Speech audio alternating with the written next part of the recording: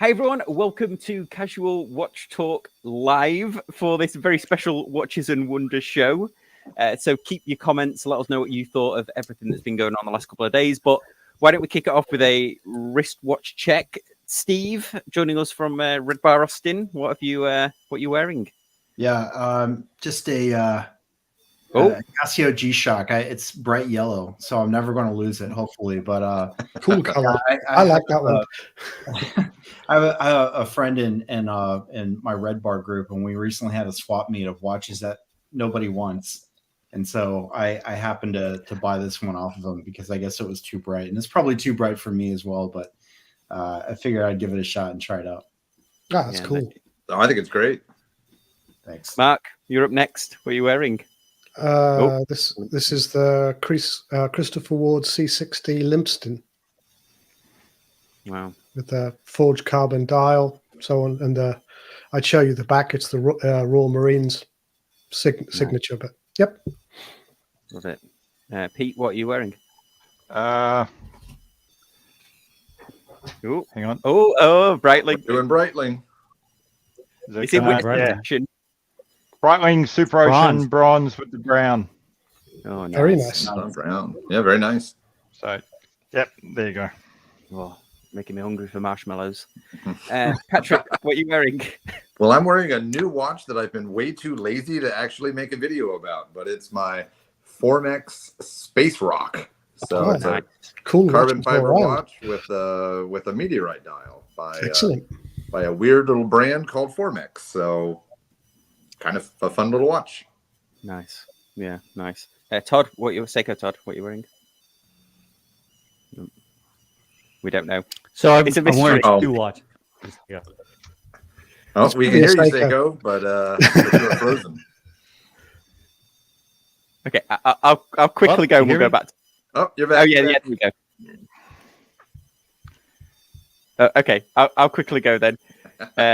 I'm wearing a Seiko, but I forgot that I've actually got a fairer in for review, and this is the first one that I've ever seen in person, and it is really cool. It's really, really well made. I was truly, genuinely blown away with it when I received it, so I'm going to be doing a full review of that on the channel. And let's see if Todd is back with us. Todd, are you back with us? Okay. I don't think so. I like the winding rotor on that Ferrer, though. That looks kind of fun. It's like I need to work it out. It's not gold. It's like a bronze, I think, but it can't be bronze. Maybe it's rose gold, or it's got the one I can't say, Dubuis de Praz, something like that. Dubuis de Poix. Okay, well, let's go through. Todd, can you hear us? Okay. So let's go. I can hear you. I don't know what's going on with my internet. Okay. No worries. Maybe you can hear me? Yes. Yeah. Maybe you could just comment. Okay. Well, let's go through. So, watches. The Super Bowl of watches has been the last 2 days. Oh yes, it is.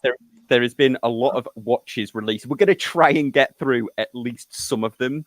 And we'll probably start. We're going to start with Rolex because I like Rolex, and I'm sure it'll bring a lot of conversation. So Rolex, I'll give a quick summary. So Rolex released a new case-size Daytona that also had a movement upgrade, I think, in one of them.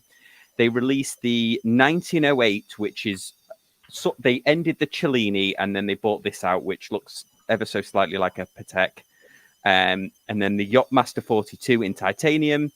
And then they also bought out this GMT Master 2 in two-tone and a 40mm Explorer and some cool-looking OPs and also day dates.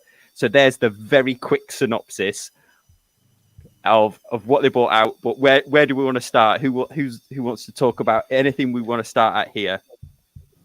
Well, I'll throw myself into the mix first, and I will applaud Rolex for doing something very non-Rolex, which is they put an exhibition case back on the Daytona.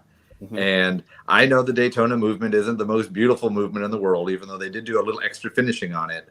I just think for $70,000 or whatever a platinum Daytona costs, you really just want to see more than a case back. And so I'm proud of them for doing it. I know some people are against it and some people are for it, but I think it's a good update in that variety. The dislike for the Daytona, though, I don't think the smaller rings around the chronograph frames, I guess we'll call them, they're smaller than the old ones, and I don't think they look as good small. So that's kind of my negative for the Rolex change. And the other things are so minor that if you didn't point them out, I wouldn't even notice. So I kind of ignore those. Yeah, in a way. Sorry, go on, Pete. I was going to say, in a way, I actually don't think any of the individual changes are that big, but when you put them all as a collective, for me, this shows, and think about it this way, these watches are the results of decisions made in, say, 2019, 2020. These watches indicate that there's a change of direction going on in Rolex and they're getting ready for an expansion. They are much more like just a plain old everyday normal company that wants to get new buyers.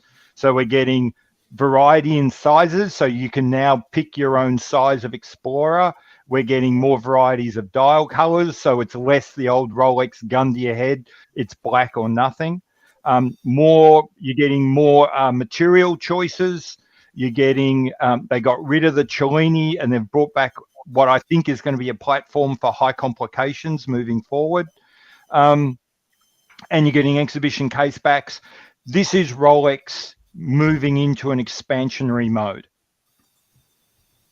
Didn't they also get rid of the mill gas? Yes, and they're getting rid of their dogs. Well, the thing is that I think there's people that are actively betting on the fact that the Milgauss is just had a falling out with the family, but it'll be welcome back for Christmas. It's a dog and it's gone. Well, you heard it here first, but this. Patrick, you also like this Yachtmaster, didn't you? And I'm sure you promised to buy this, on the last live stream. Well, I'll let you guys. I'm fairly sure you did too. I drove to the AD today, and I put myself down for 3 watches. Oh, so they better not all come in at the same time, otherwise I'm getting a divorce.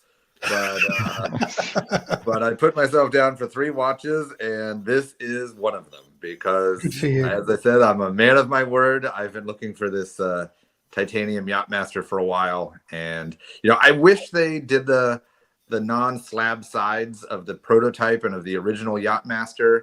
And of course, I would have loved it maybe if they left the Yachtmaster red still instead of white, because right now it just looks completely machismo butched out. I mean, it looks like the toughest watch in their range, which is interesting because I don't think the Yachtmaster is supposed to be their toughest watch. But I mean, I love it. But I could put a couple small tweaks, but I think it's great, and I hope in 20 years they'll call me and sell me one. Probably the toughest thing most Rolex people do is go for a sail on a yacht. Well, this has been on a prototype. Went on a yacht race, didn't it? But I really like this. Steve, what do you think of this one, or any of them actually? Any of the Rolexes? Most of the Rolexes, I think it's fine. I wasn't impressed with anything. There were 1 or 2 models that I thought were okay. The GMT Master, the Rollesaur, the black and gold. I thought looked nice, but it's far from a new model. And I really like the OP with the multicolored balls. The sort of blue one. I think that's what the model's called, believe it or not. The one model that I was really scratching my head with though was the 1908. I did not understand that at all. I don't know what they're going for with this, because to me, I see this and it does nothing for me. And at the price point that they're offering this thing at $20,000, why would you not buy a Longa for the same price? This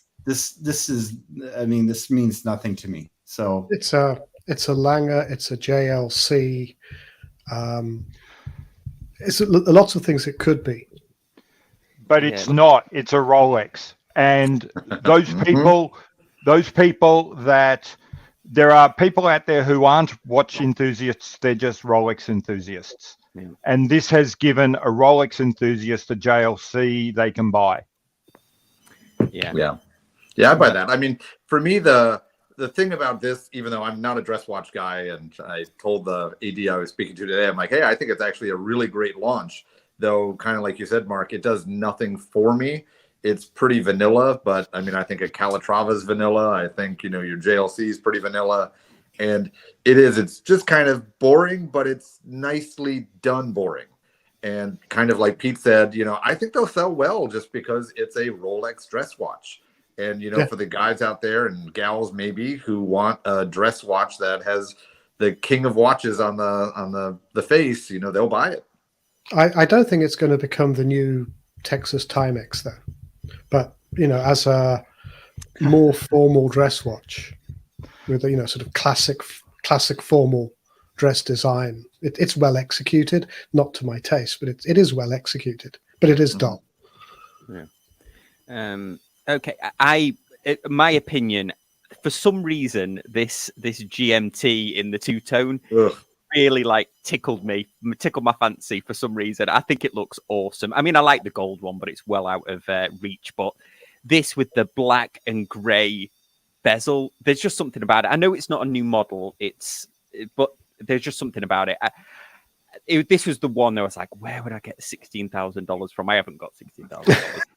It was definitely one of those where I was like, wow, this is really, it just really looks cool. I have to say, I'm the odd man out on it. I just don't think this one's very attractive. I'm not a fan. I'm with you, Patrick. I am not fighting you for a position on that waiting list. It is hideous.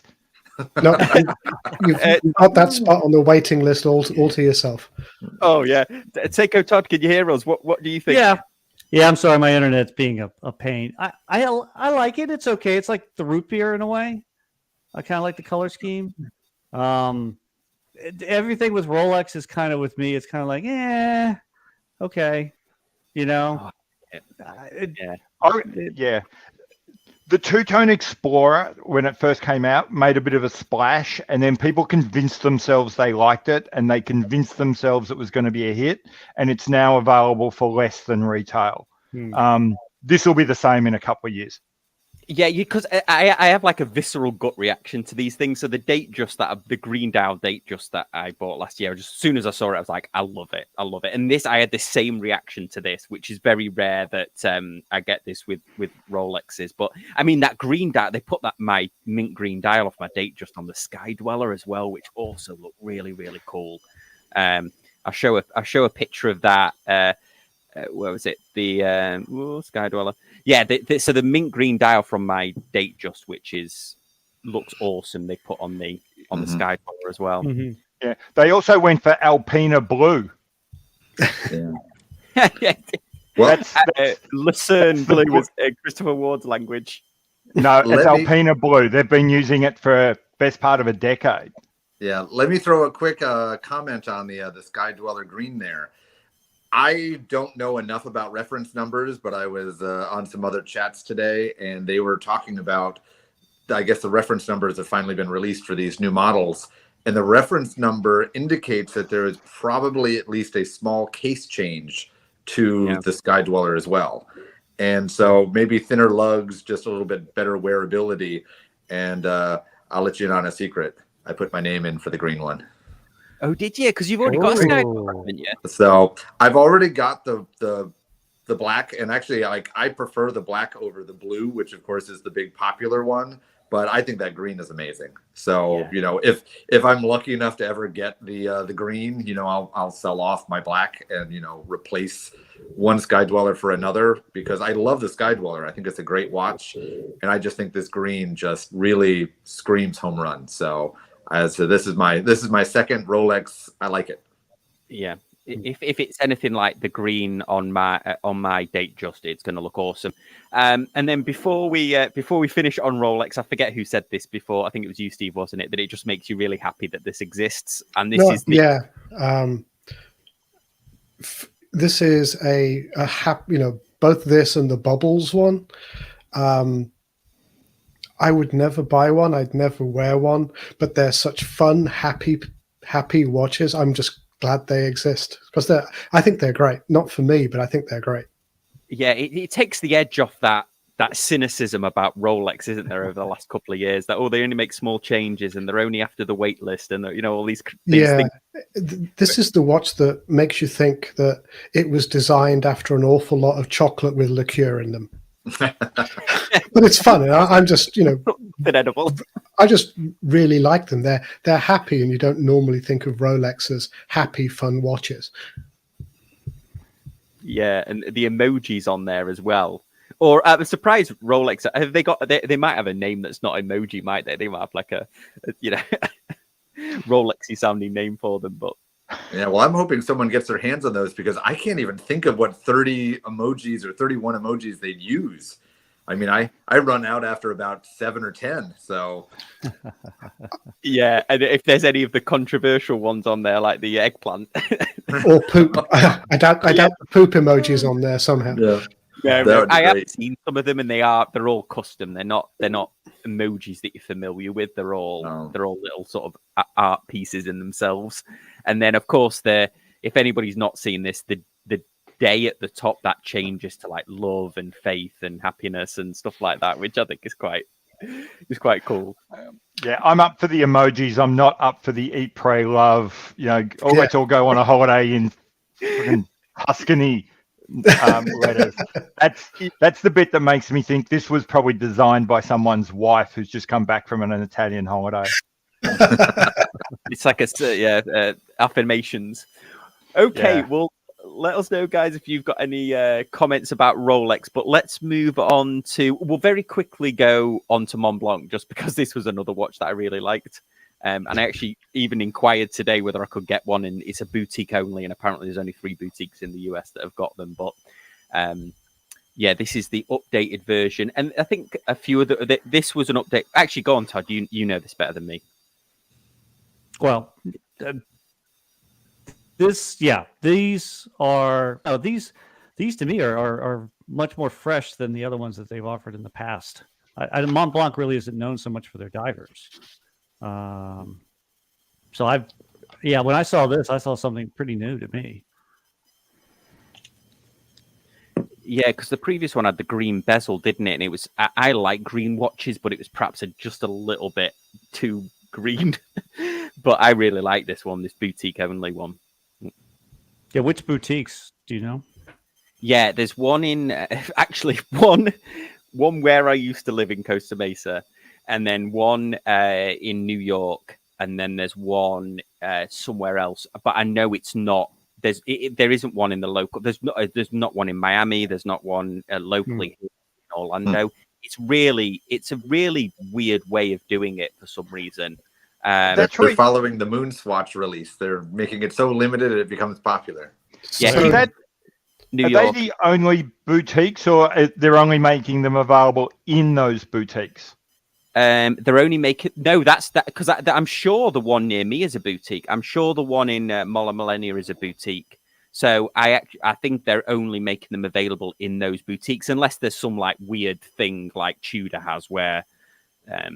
There's only actual boutiques, but I'm sure the Mont Blanc shop. I mean, there's a Mont Blanc. So it looks like the one in Houston then. Yeah. So I wonder if that's the one in the airport. Because I could actually. No, Madison Avenue does. Where Westminster I've been to the Road Mont now. Blanc.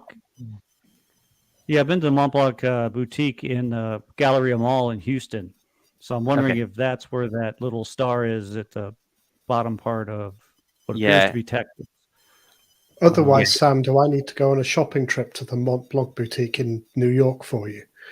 Well, do you know what? I might. Yeah, let me know. I might just pop up there with you. The price is good. The price is reasonable, I think. Yeah, that's one thing I it's like more about Mont Blanc. expensive than the normal one, but yeah, it's 3,600 and.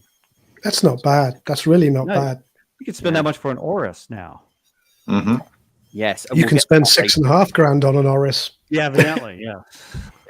Well, shall we jump on to the next one then? And this was Tag, and they released a couple of tourbillons, or they released this tourbillon and then released another one with all of the diamonds all over it. Oh my god, that thing's ugly. Yeah. Do you know what it reminds me of?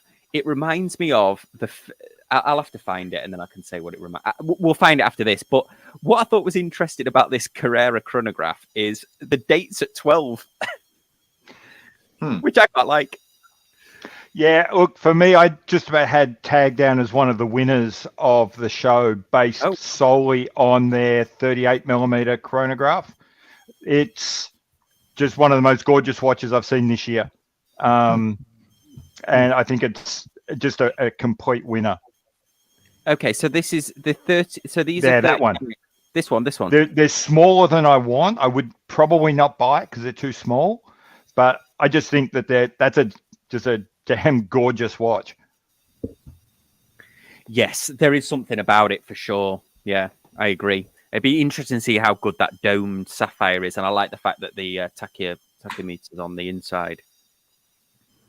Yeah, I wonder where that. I'll just see if that diamond one is knocking around. They also released these Carrera dates as well, didn't they? Let's see if the diamond one is. If I can't find it, I can't find it. That Carrera date with the golf colours is interesting. Yeah. Oh, there you go. There's the diamond watch. Oh my god! Do you know what it reminds me of? Let me. That's a crime. Yeah. This is this. As soon as I saw it, it reminds me of. It looks like a snow tire. Yeah. You know, Die Another Day, where he explodes the diamonds, doesn't he? James Bond. It all sticks in the guy's face. Kind of reminds me of that. But, yeah, there you go. That's what you get for having a 26-year-old CEO. 500,000. How much? 500,000. Ooh. I think so. They've made the only one they're going to make. Yeah, they did something like this a couple years ago with this plasma edition, and it was another absolutely hideous one where it was just covered with diamonds. But this one is worse than that one. Yeah. And then they did these with the sort of rose gold bezels and stuff, didn't they? Yeah, to me that watch doesn't suit a rose gold bezel, but I'm not a fan of that watch anyway. But yeah, okay. Well, next up. Okay, now we're getting on to a good one. We're getting on to the IWC Ingenieur. And I actually, I poked fun at this watch when I first saw it, but then I watched Adrian at Bark and Jack's video, and it totally changed my mind on it when he actually went into the details of it. But who wants to kick us off with this one? I can, if you'd like. IWC had a Genta designed watch in 1976 called the Ingenieur SL. They made about 1,000 of them, and it disappeared back into the archives. Now, of course, the integrated bracelet sports watch is the watch you must have in your collection. So they've resurrected it, they've sharpened it up. It's actually it looks to be extremely well executed. It avoids the obvious 8 or 12 whatever sided bezel shape. So it's very neatly done. I like it, but not enough to want to go and buy one. But it's, for what it is, obviously an attempt to get in on the integrated bracelet sports watch. It's well done. They've kept the handset simple. They've kept the indices simple. They haven't overdone any part of the design, so it's neatly executed. Mm-hmm. Yeah. I didn't realize it was a Genta design straight off the books. I just thought that they were just jumping on the bandwagon. I think I made a joke in our private chat, didn't I? Or like, oh, that's a nice chapad. But I didn't realize it was a Genta design. And it's quite close to that design, isn't it? Yes. Oh, yeah, very similar. And if you actually get to zoom in on the bezel, on the dial, sorry, the dots and stripes make an interesting pattern. It's almost like the stars and stripes on the US flag. It does look like that. Yeah. So that's a nice detail. I don't know what it'll look like in real life, but in the rendered images, that's a great dial. Yeah, isn't it like crazy expensive? Oh yeah, look, 11,100. Well, that's the real winner of Watches and Wonders is watch prices. Everyone's taken the opportunity to go up $2,000 or 20%. Yeah, it is crazy. Anybody else have any view on this one? I don't know. So first off, I've always thought this was a weak design. This was never Genta's best moment. This was Genta making a watch for IWC because he came out with the Nautilus and the AP Royal Oak. So I've always thought this was the weakest design, and the prices on the vintage ones reflect that. It was not a popular model when it came out, and I think it's still a weak design today. I mean, it's fine looking. There's nothing wrong with it, but it's just very middle of the road. And there's the elements on the bezel are very reminiscent of the Royal Oak, and it's kind of got some elements, a little bit of the Nautilus there, and it's fine, but it's just nothing special. And I don't know. I think at this price point, it's just not. I maybe unfairly compare it to what Zenith is doing with some of their Defy models, the newer ones, not the re-editions. And I just think that's a much more competitive watch at a better price than this. So it makes you wonder what design brief Genta was working to, because he was an independent third-party designer. This is pretty much the last of this sort of design that came out for the 70s from him. So I think one of the things that distinguishes this watch, and I actually agree with you, Steve, I think it is in many ways the weakest of these designs, but that's possibly because it had to do the least. In terms of the Royal Oak and the Nautilus had to carry companies, and they had to be created from something new. If it wasn't for the Royal Oak, there is no AP anymore. One could argue that if it wasn't for the Nautilus, Patek would certainly exist, but they wouldn't be in the popular consciousness. They'd just be an A-Lang and Zona. Whereas, two things. One, there was already an Ingenieur before this one came along. And so this was a Genta design of a line that already existed. And I think that probably put some constraints on what he could do. And secondly, it was never a hero product. It was always overshadowed by at least 3 or 4 other, iconic IWCs. It's one, unlike the other two watches, where it's foundational, this is cherry on top for IWC. And I think that's reflected in a bit of a half-hearted design. Yeah, I'm sorry, guys, if my microphone's buzzing. I don't know if it still is. I've tried to change a few settings, but well, I'll throw my 2 cents in there, and I completely agree with what everyone just said. I think it is probably the simplest design of the Genta, but for me, I don't really care if it's Genta or not Genta. I just like a watch if I like a watch. And, I think it's just a very nice design, and kind of what we've been talking about with the JLCs and the other brands that are kind of boring. I skip by IWC every time because they don't have anything that interests me in the slightest. This is the first watch they've created in a long time that interested me. And guess what? I put my name down on the list. Oh, whoa. Number 3 finally speaks out. So yeah, and I went with the blue green dial you just threw up there, just because to me that gives it the most zest. The black dial is kind of classically beautiful, but this watch kind of, like you said, it's boring enough that I think black or white just falls off and becomes forgotten. This version, at least I can look down on my wrist and pretty much say, oh, that's fun. If you look at the live pictures of this watch, particularly this, what they call it aqua blue, the images they have on their website versus the live pictures, you'd think it was 2 different watches. Two different dial colors. It's much bluer in real life than that gives it credence. The thing that I thought also was really weird, which you didn't get until you did a little homework on it, is the bluish version has polished center links where all the others don't. And I just think that's odd that they chose that one feature. And it kind of reminds me of the Chapek Antarctique, because you can get it with polished and unpolished center links. And I know for that particular watch, I think the polished looks better.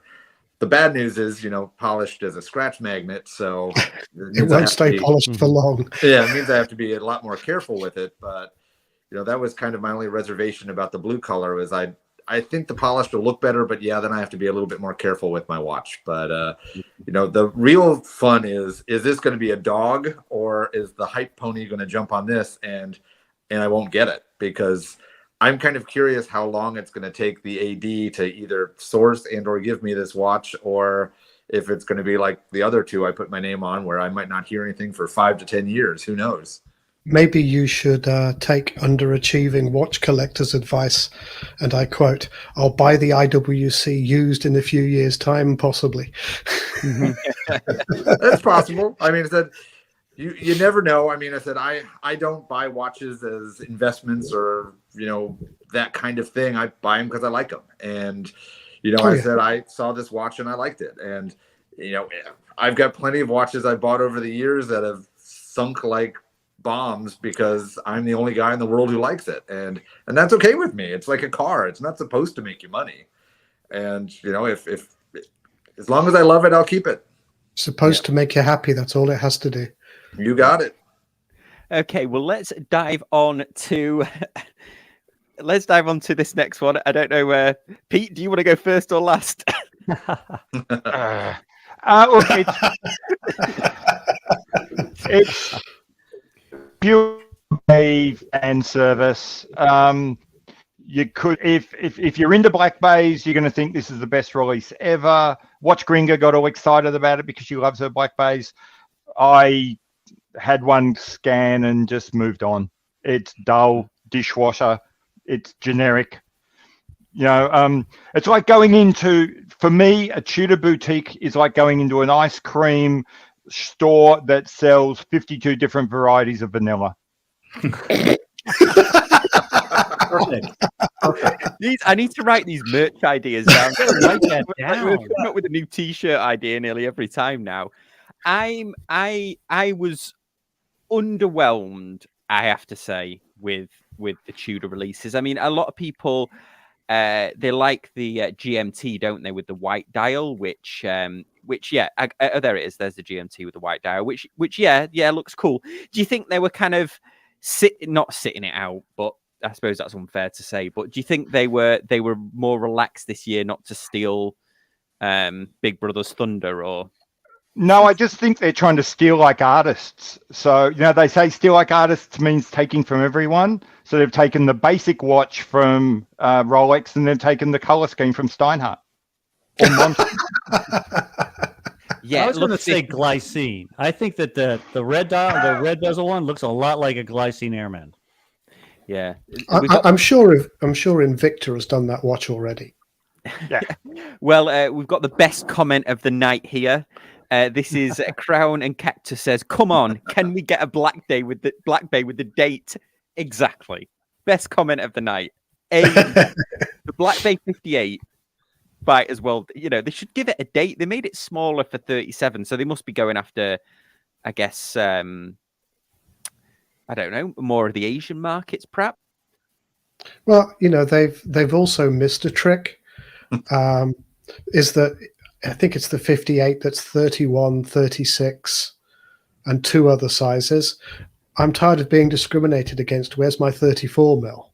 It's the one size you're missing. Give me my 34 mil. Sorry, I got so excited. I clicked on the wrong. I shut the wrong tab down. Sam, I thought about the Tudors, and I would echo Pete. So incredibly boring. Like, is this really what we have to look forward to with Tudor? Is a white dial on a GMT and a 37 mil Black Bay? It's like, you guys are, the description of walking into an ice cream shop with 32 flavors of vanilla. That's exactly what this is. This is so boring. And the thing that makes me mad about it is that Rolex is a big parent brand. They're the ones who, they're doing things very, very safely, right? But they had the crazier release of the two brands. Tudor is the one that should be coming out with the crazy stuff, not Rolex. Like, what is going on here? This is insane. That's true. And people are making a big thing about the bracelets and the clasps. But going back to my ice cream shop, that's kind of like saying I choose my ice cream shop based on the cones they use. It's not even really part of the watch. It's just an accessory. If you're down to the point where the most exciting thing about your watch are the accessories it comes with, you've kind of lost it. Yeah, I mean, I'm a huge fan of the Jubilee on Rolex, but yeah, there's nothing. Yeah. I'm sure it'll be good on this, but yeah, I was underwhelmed. I thought because they usually do one cheeky one, don't they? But... Okay, should we move on? Any comments on that? Yeah. Well, my quick comment on Tudor is, I think they did a fine job. Nothing there was really exciting as a release.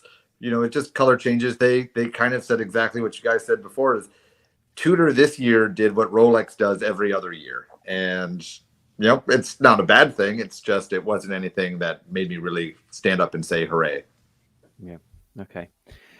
Next up, then on the block is Grand Seiko.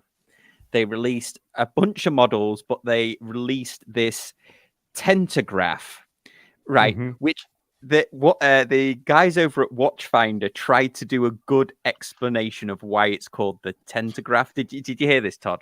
Yeah, I listened to them today. I thought they did a very good job. Do you want to repeat it?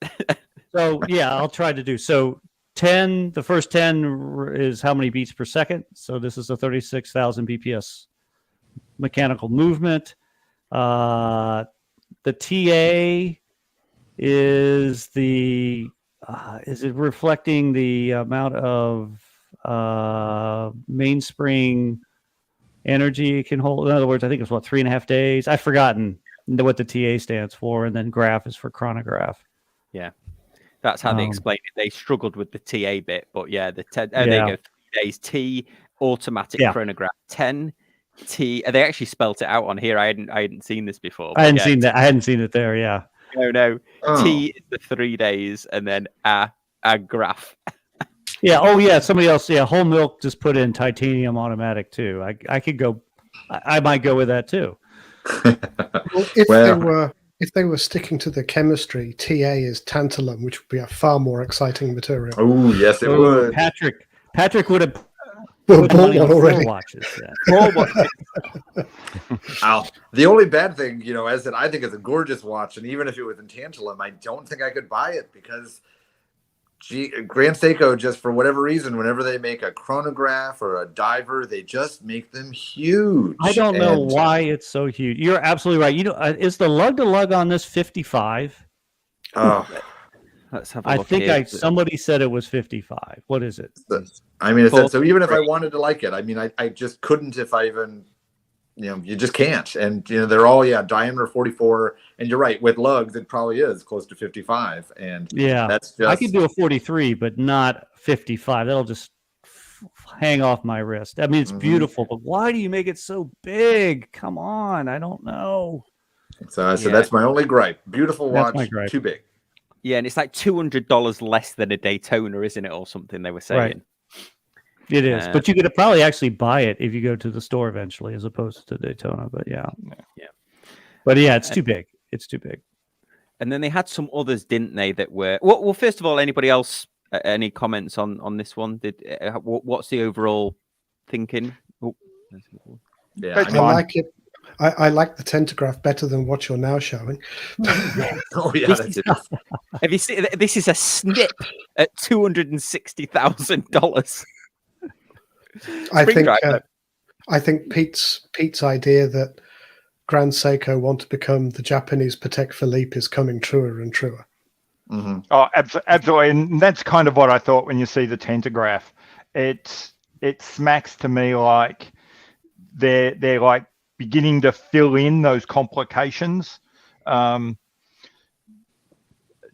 Things like a fully mechanical high beat chronograph. First time they've done that. Next year it'll be something else. Annual calendar, yeah. please. Yeah, there'll be an annual calendar. Will probably come next. Maybe a big date somewhere on the line. Yeah. And meanwhile, they're playing to their strengths. Lots of diamonds and baguettes and classy finishes, and charging an absolute fortune for them. Yes. Yeah, it's definitely definitely an investment, isn't it? The Grand Seikos at the moment. I mean, I really like the look of this one, but anyway. Okay, but there's an even better looking watch in this color scheme that we'll get to later. But anyway, no. Yes, we're definitely doing it. We're definitely doing it. Next up was Panerai, who Panerai had quite a big thing going on, didn't they? They released this Radnamore in this sort of forced aged, I guess, case, which just makes it look super cheap. It makes it look like one of those pre-aged watches, so I'm not like crazy about it. But and then they released some in precious metals and things like that. It looked like from the Watches and Wonders that they had a huge display going on with sales and ship sales and all sorts of stuff. But I don't know, anything on Panerai catch anyone's eye, or should we move on? The one radio mirror with the California dial, I just thought really looked nice. It just was very classy and just a nice looking addition. I don't see it on your list there, but I don't really care for the radio mirror case versus the Luminor case, so that kind of lost me on that one. Oh, I think I see it on the second row. Oh yeah, because they're not. Are these? Oh, this is it. Yeah. This is going back to their classic. Oof, but I didn't see the price tag. $12,000. They're out of their minds. I really want Panerai. I really want one, and they're just super expensive. And sometimes the water resistance on them is absolutely awful. Look at that, 30 meters for a flipping. Well, see, that's like a Speedmaster, Patrick. That's the Due collection, and those are not real Panerais. Yeah. Those are fake Panerais made for fake Panerai wearers. So, I suppose I actually kind of like the forced patina look. I like those watches. I don't want fancy from my Panerai. I don't want glossy. I want it to look like it's been dragged behind a car for a while, and that kind of has that look. So it's actually, I've got my list of 10 watches I could conceivably one day see myself buying, and that'd be one of them. Oh, really? Probably not. Yeah. Probably, I'm not sure if it's with the blue dial or the green, but yeah, I really like those ones. It reminds me of the old Levi's ad where the guy takes his jeans and throws them in the washing machine with rocks. Absolutely. I remember that. That's what it looks like. That's what it feels like. Yeah. Absolutely. I'm going to have to do my homework on that one radio mirror, though. I can't understand why that's $12,000. That wasn't precious metal or anything. That was... Yeah. I mean, maybe it was titanium, but even if it is, that's a crazy price. That's a crazy. It hasn't. It's got hand wound. It's Paracroc anti-shock device. Power reserve 8 days. Yeah, that's wild, isn't it? Yeah, I mean, I if it was 9 to 10, I would have thought that was even high. I mean, that's a pretty bare bone basic movement. That should, 8,000 is even overpriced, but 8,000 would be a normal Panerai price. Oh, it's their E-steel, isn't it? It's their E-steel as well. Oh God, I know. Isn't stupid. Isn't most steel like recycled? I mean, anyway. Yeah. There's a lot of guys in Stockport where I grew up doing E-steel collection. Rag and bone. Yeah. Oh no, I'm an E-steel technician. Oh, okay. I'm just I'm recycling it from this empty house. Anyway. Okay, we'll move on, and then we've got to go to we got to go to this one. There it is. Actual Kermit.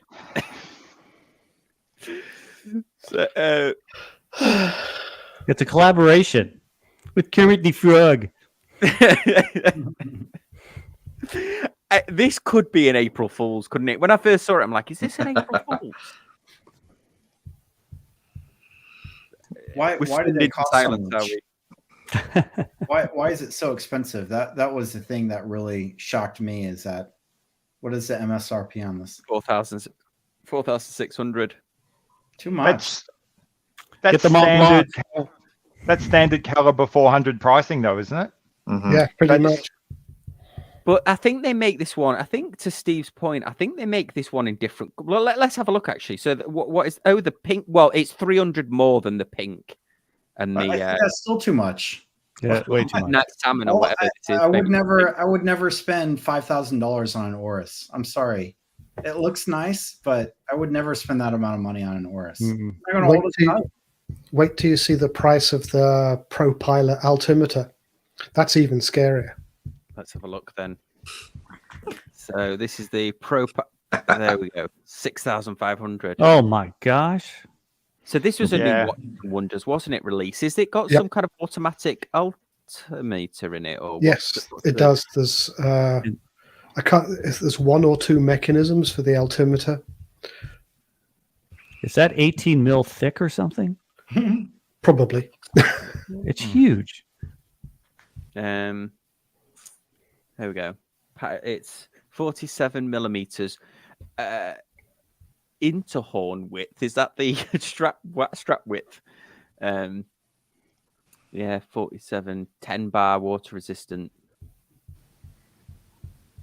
Yeah, it doesn't say, does it? 20, is that 25 millimeters? Oh no, that's the movement, sorry. Oh my 25. God. Ooh. It's a deep sea. It's the Oris deep sea. Was there anything else that anybody else noticed? I mean, I noticed the Kermit one. I mean, it's pride of place on their website here, but was there much else that they came out with other than that ProPilot? The only two I saw were the Kermit and the ProPilot. Yeah, that's all I saw. Okay. All right. We'll move in swiftly on here. JLC. Was this your my pick? pick. And I thought check out the JLC Tribute chronograph, that third one. Let's have a Third look one then. there. Click on that. I mean, the dial cover color's nice. Look at that. Oh wow, that's the back. That's amazing. Yeah. I'm sorry, but this is the winner of the show. For me. I think this watch is truly incredible looking. It's incredible. I And agree. At that price point, you're talking about the same price as the 1908 Rolex, or you see people with a Daytona, for a little bit less. This is way cooler than either of those two watches. I'm sorry, this is amazing. Is it 2 time zones? Is it two? When you flip it, yeah, it's the duo face. Yeah. You can get JLCs in a duo face version where instead of the protective cover that nobody uses, you get a second watch. Right. Yeah, I have reviewed a Reverso, but it had the panel for engraving. Yeah. Right. On the back. So the question I have about a watch like this is, would you ever wear it with the blue side? Because the skeletonized side looks so much better. This could be your one watch. This is like the true one watch collection right here. You can have the blue side if you want to be extra dressy. You can have the skeletonized chronograph for the weekend. I mean, this is the true one watch collection right here. Well, I'm voting 30 meters water resistance, which means it's a no-go. Well, yeah, you're not gonna wear it close to water, but that's why you have a G-Shock or you have something else. It's for polo, not water polo.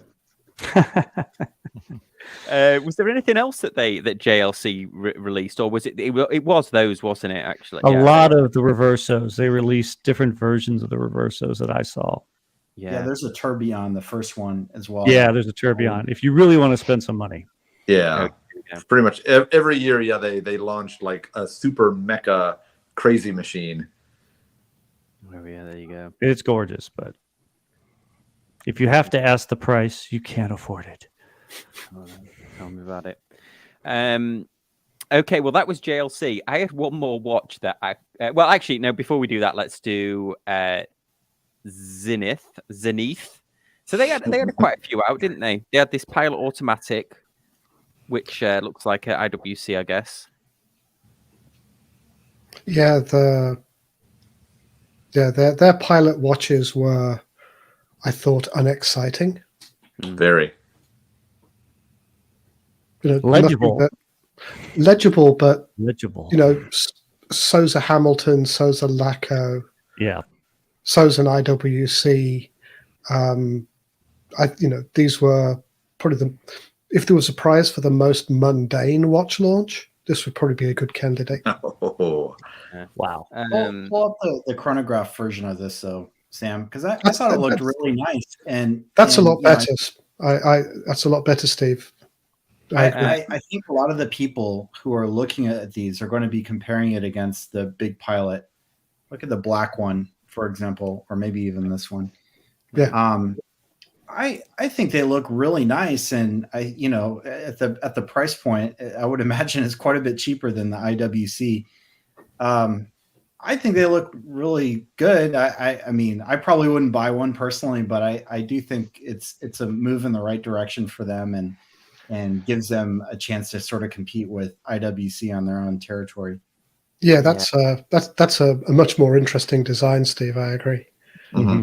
And I'm not sure I'm quite feeling that one. Then there was the pull up that titanium, the Revival Shadow. Yeah. This is one I can't decide if this is really great or if this is really terrible. It's one of those two. It's one of these watches. You're going to have to see it in person to decide. And it's neat because it's a historic design from the 70s. Speaking of the Genta era, right? You got the ladder bracelet, you've got this sort of octagonal shape. It's really interesting. But you've got the Fotina, and then you've got this sort of like textured titanium case. So it may end up looking really, really flat in person and cheap, or it may end up looking really cool. I just don't know. But it's very interesting for sure. Yeah, it looks like. I think one of the best things about this is that it precedes the Genta designs. So this is like one of the primogenitors of the Genta. This is clearly Gerald had seen these watches when he came up with the Royal Oak. And so if you are into that kind of look, I think buying a watch like this is a great way to sort of have the starting gun on that collection. Mm. Yeah. It makes a great pair with the Skyline. Yeah. Because you can kind of say, no, it's not the Skyline is not a rip-off of the Royal Oak. It's a parody of the Royal Oak because the Royal Oak's a rip-off of the Defy, the original Defy. And if you look at the Skyline, I don't know what they were thinking about. It's got a dodecahedral bezel and an octahedral case. It's just like it. I wouldn't know which shape I was looking at. but again, I think that's the point. Yeah. I think there's so much about this watch, which is it's just a watch full of inside jokes.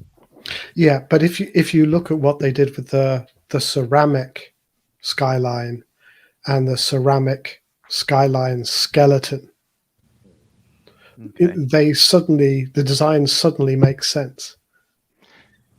Yeah, maybe that's just the mechanics of what you have to do when you're dealing with ceramics. You don't have the same flexibilities that you have with steel. Yeah, it's a much harder edged case. It suddenly comes together as a design. It's a much more modern, masculine design. Yeah. But they're not making this very easy on their website. You can't zoom in on it. I can't zoom in. And particularly if you see it on the ceramic bracelet, it all suddenly makes sense, but only really the skeleton.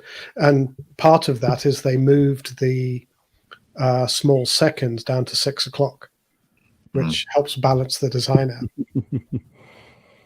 Yeah. Yeah, I think it's interesting. I feel like Zenith, was there another one that they did, or was it? I think we've covered the Pilot, the Revival, and the Skyline. Right. Yeah, that was it. Just the three. I mean, was there brands that we've missed out? Somebody's asked a question here. Darkstar says, "Not sure any other watches have an altimeter." I'm sure there's a Citizen. Citizen does. They're the Skyhawk, I think. Yeah. But it's electronic. It's not a mechanical. Yeah. Did we miss any brands? Do you know there was one? Actually, let's see if I can. I thought U-Boat were there. Oh my God, yes, they were. But I don't know if they launched anything. I was going down the list of watches, and U-Boat released like 35 watches. So I'm like, oh my God, I didn't know they still existed. Oh yeah, wow. I must admit, on my list of like my personal winners, there were another. I'm trying to think here. 1, 2, 3, 4, 5, 6. 6 of my 10 haven't even been discussed yet today. Oh really? Oh well, fire away. Yeah, throw us some options. I was a massive fan of 2 watches I will never be able to afford. So the Patek Calatrava 24-hour with the home time. Yes, that was beautiful. Yeah. And another Patek. Normally, I'm not a Patek fan at all, but the Patek Calatrava, I think they call it true time or 2-time chronograph. Okay, so this is the Calatravas, because this was a new one, wasn't it, for them? This watch. That one's just. It's not. I wouldn't go so far as say hideous, but it was just like, move on. That one, the one you just had in the. Oh, in here. Yeah. So that 24-hour dial is really interesting. I mean, I've never really seen a watch like that. Sorry, is it one of these, Pete? Is it this one? Well, no. I do like those as well, but that's not the 24-hour. The one actually go down and on the right. No, it's up. Here. Yeah. No, here. There it is. One. This one. So, and the movement on this one is absolutely beautiful too, because I'm not a big fan of their normal Calatrava movements, but the new Calatrava movement, I mean, it looks like an old 3-bridge pocket watch. So I do love that. Yeah, I believe that movement hasn't been used in any watch that cost less than 6 figures before. Yeah. Oh, wow. Oh, wow. And, I don't know what the price of this one is, though. It might be close. It's not far away. I think they want 70, 60 US for it. Oh, here you go. It's usually below this little arrow, isn't it? There you go, 57. Yeah. Oh. But I agree. That one's a fun one. What else do you got, Pete? Okay. I'm being really weird. I actually like the Chanel J12 Cybernetic.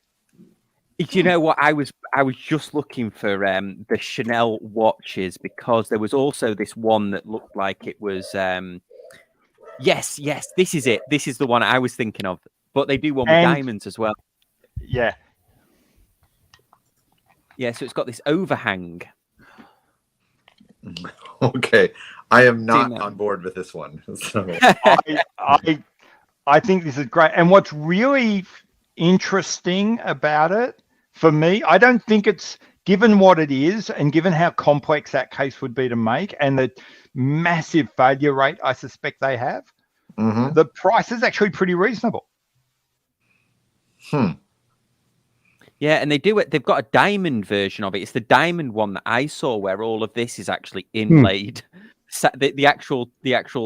Let me just see if they've got it because that was the one that was at Watches and Wonders, where they had they actually showed it off, and it was. I'm surprised they've not got a link, but instead of this white, it's diamonds. Yeah, I missed that one, Pete. But I'm going to say that one does not tickle my fancy. Yeah, that's definitely not a one-watch collection. That's you've got a big selection of watches to go to, and there's some event where that's just the thing you need. When you go into the black and white ball, that is the watch you need. Okay. Did we miss it? Ooh. Oh. Tim, I think we lost your mic. Oh, sorry. Yeah, it sounded like your mic just went on the moon. It sounded like a rocket ship. It was the Chanel advert played. The Chanel advert. Yeah, it was the Chanel launch of that played. Yeah, sorry. Oh. Hey, what about Angeles? It looks like Bruno wants us to pull up the Chopards. Chopard, yeah. And I looked at the Chopards, and I mean, I saw that they released a salmon dial, and I'll say a very unpopular opinion. I do not like salmon dials, but the Chopard Alpine Eagle by itself, I think, is beautiful. And they've got a version that I need to do a little bit of homework on, which is like the 8 hertz version. And so it's their like super accurate speedo watch. And I don't know, it must be like some sort of silicone escapement, but I don't know all the ins and outs of it. But that would be the watch that I like out of this range. Okay, I can't see. Let's just see. Yeah, because actually, I wonder why.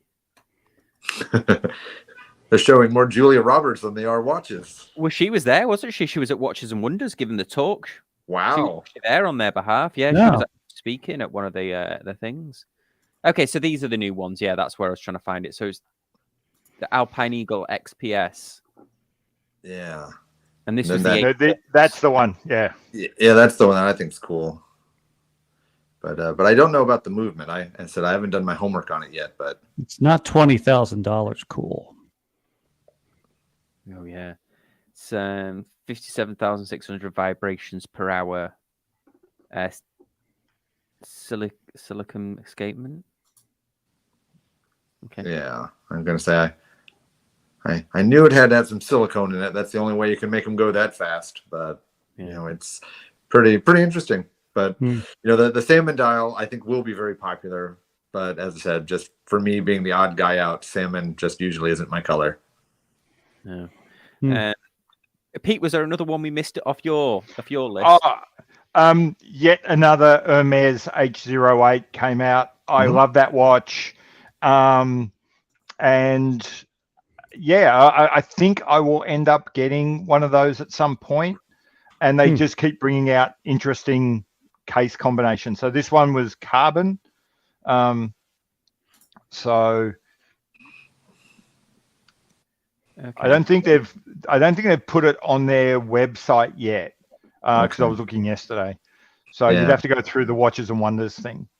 Okay. Well, Pete, you lost me on the Chanel, but I'm with you on the Hermes because I think it's a great little watch, and I'm excited, just like you said, that they seem to be experimenting with different materials. So maybe they'll bring a tungsten out, maybe they'll bring a tantalum. If they did something like that, yes, I am on board. What is the asking price on those? I saw it was about 12 Australian, so it's probably about 8 US. Okay. Yeah, I can't find the old Hermes on here, but yeah, okay. Yeah, because the standard ones look to be like 5,000-ish, 5,350. Mm-hmm. Unless that's it. Is that the carbon case? No, that's DLC titanium. Okay. Awesome. So